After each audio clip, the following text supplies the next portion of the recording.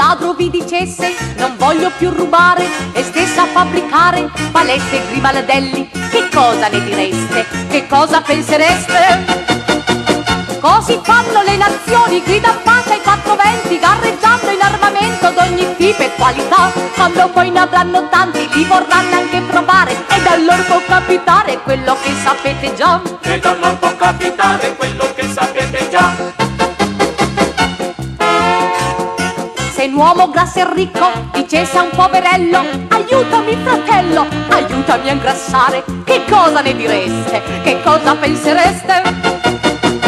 Così fanno le nazioni, c'è chi tiene e chi non tiene, e purtroppo chi sta bene ne vorrebbe ancor di più. E chi fa la conferenza e chi fa la riunione, perché il pasto del leone non vorrebbe più mollar. Perché il pasto del leone non vorrebbe più mollar.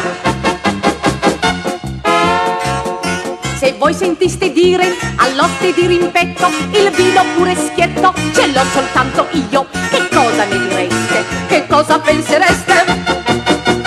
Così fanno le nazioni dove i membri dei partiti con i modi più squisiti si combattono ogni dì. Quando fanno le elezioni, quando fa rivoluzione, tutti quanti hanno ragione e chi ha torto non si sa. Tutti quanti hanno ragione e chi ha torto non si sa.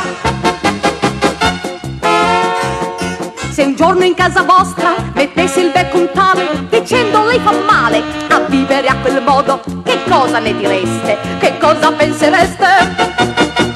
Così fanno le nazioni che hanno gatte da pelare e si vogliono immischiare negli affari dei vicini. Ce n'è una che vorrebbe dare al mondo il suo colore, mentre manda al creatore chi così la pitturò. Mentre manda al creatore chi così la pitturò. Se un gruppo di parenti in lite permanente andasse fra la gente a predicar la pace, che cosa ne direste? Che cosa pensereste?